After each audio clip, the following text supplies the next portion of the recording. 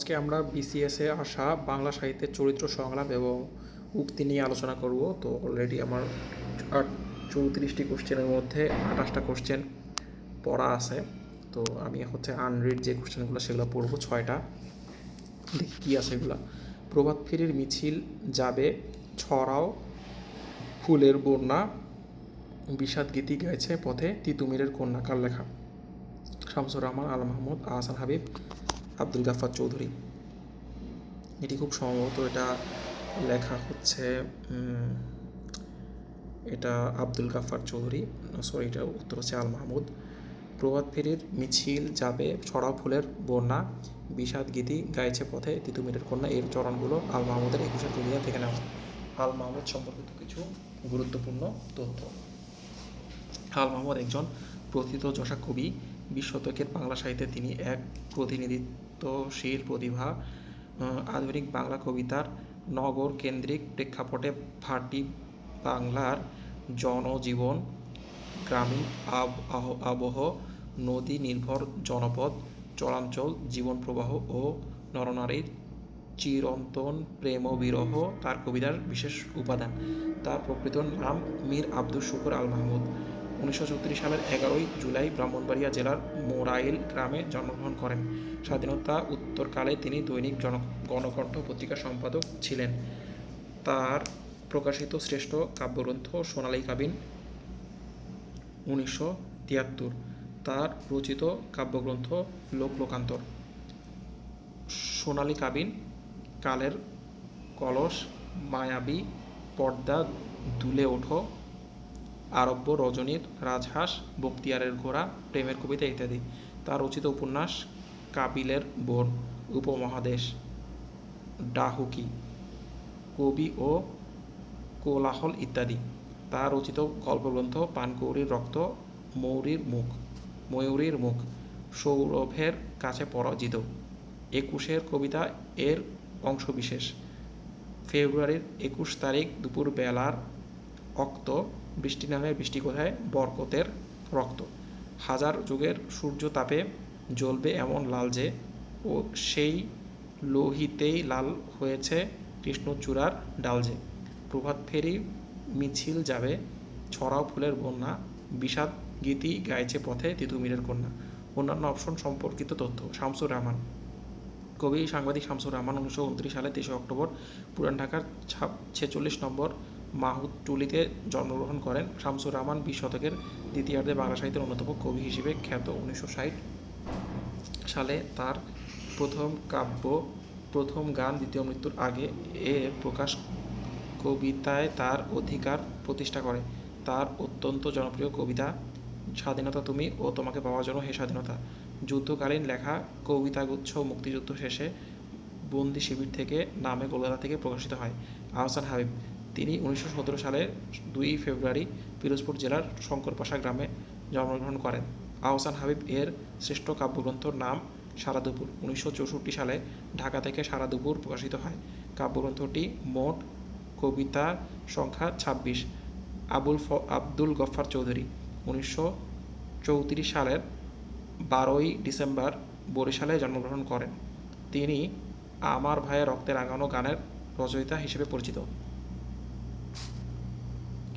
কেউ মালা কেউ তসবি গলায়, তাই তো জাত ভিন্ন বলে। পঙ্ক্তির নিচের একজনের লেখা। লালন শাহ, সিরাজ শাহী। এর উত্তর হচ্ছে লালন শাহ। কেউ মালা কেউ তসবি গলায়, তাই জাত ভিন্ন বলায়। গানটির রচয়িতা বাউল সম্রাট খ্যাত লালন শাহ। লালন শাহ 1772 থেকে 1890 বাউল সাধনার প্রধান গুরু, বাউল গানের শ্রেষ্ঠ রচয়িতা ও গায়ক। 1179 বঙ্গাব্দের 1 কার্তিক 1772 ঝিনাইদহ জেলার হরিশপুর গ্রামের তার জন্ম। মতান্তরে কুষ্টিয়া জেলার কুমারখালীর ভাররা গ্রামে এক কায়স্থ পরিবারে তিনি জন্মগ্রহণ করেন। লালন কোনো জাতিভেদ মানতেন না। তাই তিনি গেয়েছেন, সব লোকে কয় লালন কি জাত সংসারে, লালন কয় জাতির কি রূপ দেখলাম না এ নজরে। তার অন্যান্য গানের মধ্যে রয়েছে বাড়ির কাছে আরশি নগর, আমার ঘরখানায় কে বিরাজ করে, মিলন হবে কত দিনে, খাঁচার ভিতর অচিন পাখি কেমনে আসে যায়, তিন পাগলের মেলা, সময় গেলে সাধন হবে না, সকালে উঠিয়ে আমি মনে মনে বলি সারাদিন আমি যেন ভালো হয়ে চলি। চরণ দুইটি কে রচনা করেন? চরণ দুইটি রচনা করেন চণ্ডীচরণ মুন্সী, কাজী নজরুল ইসলাম, রবীন্দ্রনাথ ঠাকুর, মদনমোহন তর্কালঙ্কার। সকালে উঠিয়ে আমি মনে মনে বলি সারাদিন আমি যেন ভালো হয়েছে কি চলে, পঙ্ক্তিটি মদনমোহন তর্কালঙ্কার এর আমার পণ কবিতার অন্তর্গত। মদনমোহন তর্কালঙ্কার পশ্চিমবঙ্গের নদিয়া জেলার বিলম্ব গ্রামে তিনি জন্মগ্রহণ করেন। তার পারিবারিক উপাধি চট্টোপাধ্যায় হলেও প্রাপ্ত উপাধি তর্কালঙ্কার হিসেবেই তিনি সুপরিচিত। তিনি 3 খণ্ডে প্রকাশিত তার শিশু শিক্ষা 1849 সাল থেকে 1853 শিশুদের উপযোগী একটি অনন্য সাধারণ গ্রন্থ। পাখি সব করে রব, রাত্রি পোহাইল শিশু পাঠ্য এই বিখ্যাত কবিতাটি তারই রচনা। মদনমোহন মৌলিক কাব্যগ্রন্থ রস তরঙ্গিনী 1834 ও বাসব দত্তা 1836, আমার পণ কবিতা, মদনমোহন তর্কালঙ্কার। সকালে উঠিয়ে আমি মনে মনে বলি সারাদিন আমি যেন ভালো হয়ে চলি, আদেশ করেন যাহা মোর গুরুজনে, আমি যেন সেই কাজ করি ভালো মনে, ভাই বোন সকলেরে যেন ভালোবাসি, একসাথে থাকি যেন সব মিলেমিশি, ভালো ছেলেদের সাথে মিশে করি খেলা, পাঠের সময় যেন নাহি করি হেলা, সুখী যেন নাহি হই আর কারো দুঃখে, মিছে কথা কবু যেন নাহি আসে মুখে, সাবধানে যেন লোভ সামলিয়ে থাকি, কিছুতে কাহার যেন নাহি দেই ফাঁকি, ঝগড়া না করি যেন কবু কারো শনে, সকালে উঠিয়া এই বলি মনে মনে। পাখি সব করে রব, রাত্রি পোহাইলে পঙ্ক্তিটি রচয়িতাকে মদন কুমার তর্কালঙ্কার। পাখি সব করে রব, রাতি পোহাইল পঙ্ক্তি রচয়িতা হচ্ছে মদনমোহন তর্কালঙ্কার। মদনমোহন তর্কালঙ্কার কবি, সমাজসেবক মদনমোহন তর্কালঙ্কার পশ্চিমবঙ্গের নদিয়া জেলার বিলম্ব গ্রামে 1817 সালে জন্মগ্রহণ করেন। তার পারিবারিক উপাধি চট্টোপাধ্যায় হলেও প্রাপ্ত উপাধি তর্কালঙ্কার হিসেবেই তিনি সুপরিচিত। মদনমোহন বিদ্যাসাগরের সহযোগিতায় সংস্কৃত যন্ত্র 1847 নামে একটি ছাপাখানা প্রতিষ্ঠা করেন। সেখানে থেকে ভারতচন্দ্রের অন্নদামঙ্গল কাব্যটি সর্বপ্রথম গ্রন্থাকারে মুদ্রিত হয়। বিদ্যাসাগরের বিধবা বিবাহ ও স্ত্রী শিক্ষা আন্দোলনে তিনি সক্রিয় সহযোগিতা দান করেন। মদনমোহনের মৌলিক কাব্যগ্রন্থ রসতরঙ্গিনী 1834 ও বাসব দত্তা 1836।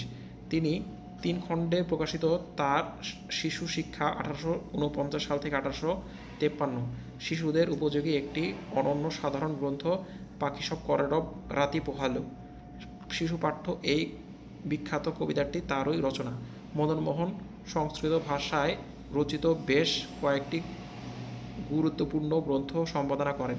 সেগুলোর মধ্যে সংবাদ তত্ত্ব কৌমুদী, চিন্তামণিদিধিতি, বেদান্ত পরিভাষা, কাদম্বরী, কুমার সম্ভব ও মেঘদূত প্রধান। জয়গুণ কোন উপন্যাসের চরিত্র? জয়গুণ হচ্ছে জননী সূর্য দিগলবাড়ি সারেঙ্গু হাজার বছর ধরে। জয়গুণ হচ্ছে খুব সম্ভবত সূর্য দিগলবাড়ি এর চরিত্র। সূর্য দিগলবাড়ি উপন্যাস আবু ইসাক রচিত একটি সামাজিক উপন্যাস। 1955 সালের উপন্যাসটি প্রকাশিত হয়। বাংলাদেশের গ্রাম জীবনের বিশ্বস্ত দলিল এই গ্রন্থ। বিশ্বযুদ্ধ, দুর্ভিক্ষ, সাম্প্রদায়িক দাঙ্গা, দেশবিভাগ প্রভৃতি পরপর 4টি বড় ঐতিহাসিক ঘটনার পটভূমিতে তিনি রচনা করেন সূর্য দিগলবাড়ি।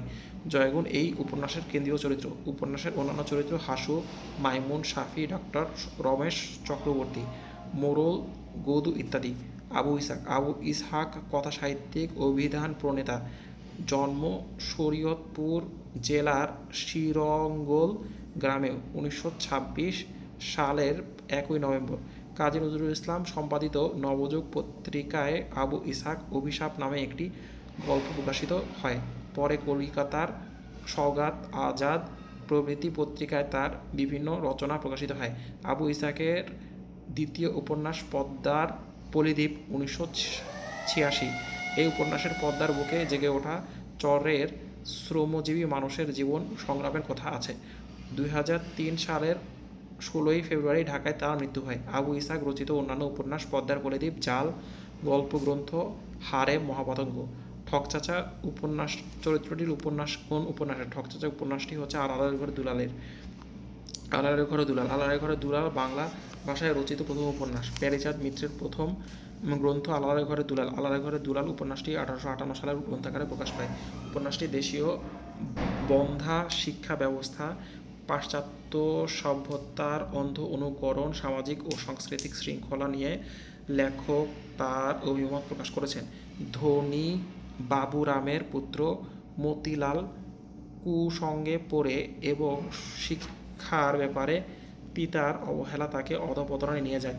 পিতার মৃত্যুর পর মতিলাল তার বাবার প্রাপ্ত সব সম্পত্তি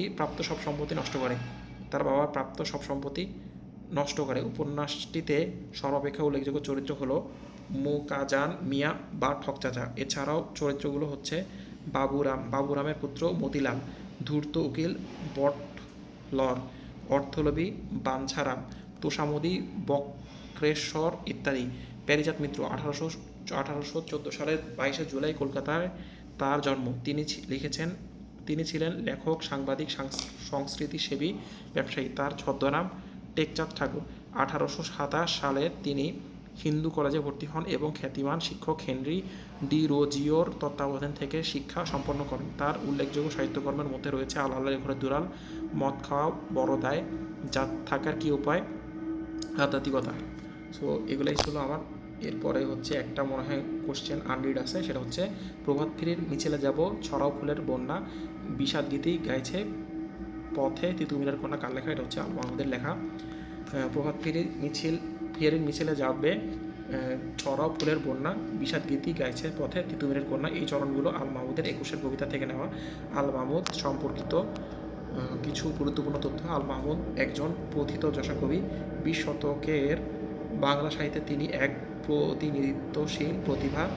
আধুনিক বাংলা কবিতার নগরকেন্দ্রিক প্রেক্ষাপটে ভাটি বাংলার জনজীবন, গ্রামীণ অর্থবহ নদী নির্ভর জনপদ, চরাঞ্চলের জীবন প্রবাহ ও নরনারীর চিরন্তন প্রেম বিরহ এবং তার কবিতার বিশেষ উপাদান। তার প্রকৃত নাম হচ্ছে মীর আব্দুস শুকুর আল মাহমুদ। 1936 সালের 11 জুলাই ব্রাহ্মণবাড়িয়া জেলার মোরাইল গ্রামে জন্মগ্রহণ করেন। স্বাধীনতা উত্তরকালীন তিনি দৈনিক গণকণ্ঠ পত্রিকার সম্পাদক ছিলেন। তার প্রকাশিত শ্রেষ্ঠ কাব্যগ্রন্থ সোনালী কাবিন 1973। তার রচিত কাব্যগ্রন্থ লোকান্তর, সোনালী কাবিন, কালের কলস, মায়াবী, পর্দা দুলে ওঠো, আরব রজনীর রাজসিংহ, রাজহাঁস, বখতিয়ারের ঘোড়া, প্রেমের কবিতা ইত্যাদি। তার রচিত উপন্যাস কাবিলের বোন, উপমহাদেশ, ডাহুকি, কবি ও কোলাহল ইত্যাদি। তার রচিত গল্পগ্রন্থ পানকৌড়ির রক্ত, ময়ূরীর মুখ, সৌরভের কাছে পরাজিত। 21 কবিতা এর অংশবিশেষ ফেব্রুয়ারির 21 তারিখ দুপুর বেলার অক্ত বৃষ্টি নামে, বৃষ্টি কোথায়, বরকতের রক্ত, হাজার যুগের সূর্যতাপে জ্বলবে এমন লাল যে, সেই লোহিতেই লাল হয়েছে কৃষ্ণচূড়ার ডাল যে। প্রভাত ফেরির মিছিল যাবে, ছড়াও ফুলের বন্যা, বিষাদ গীতি গাইছে পথে তিতুমিরের কন্যা। অন্যান্য অপশন সম্পর্কিত তথ্য। শামসুর রহমান, কবি সাংবাদিক শামসুর রহমান 1929 সালের 23 অক্টোবর পুরান ঢাকার 46 নম্বর মাহটুলিতে জন্মগ্রহণ করেন। শামসুর রহমান 20 শতকের দ্বিতীয়ার্ধে বাংলা সাহিত্যের অন্যতম কবি হিসেবে খ্যাত। 1960 সালে তার প্রথম কাব্য, প্রথম গান, দ্বিতীয় মৃত্যুর আগে এর প্রকাশ কবিতায় তার অধিকার প্রতিষ্ঠা করে। তার অত্যন্ত জনপ্রিয় কবিতা স্বাধীনতা তুমি ও তোমাকে পাওয়ার জন্য হে স্বাধীনতা। যুদ্ধকালীন লেখা কবিতাগুচ্ছ মুক্তিযুদ্ধ শেষে বন্দি শিবির থেকে নামে কলকাতা থেকে প্রকাশিত হয়। আহসান হাবিব, তিনি 1917 সালে 2রা ফেব্রুয়ারি পিরোজপুর জেলার শঙ্করপ্রসাদ গ্রামে জন্মগ্রহণ করেন। আহসান হাবীব এর শ্রেষ্ঠ কাব্যগ্রন্থের নাম সারা দুপুর। 1964 সালে ঢাকা থেকে সারা দুপুর প্রকাশিত হয়। কাব্যগ্রন্থটির মোট কবিতা সংখ্যা হচ্ছে 26। আব্দুল গাফার চৌধুরী 1934 সালের 12ই ডিসেম্বর বরিশালে জন্মগ্রহণ করেন। তিনি আমার ভাইয়ের রক্তে রাঙানো গানের রচয়িতা হিসেবে পরিচিত।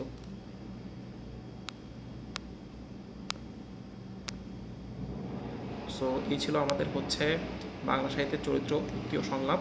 আজকে এই পর্যন্ত। নেক্সট দিন আমরা পড়ব হচ্ছে ভাষা আন্দোলন ও মুক্তিযুদ্ধ ভিত্তিক সাহিত্য।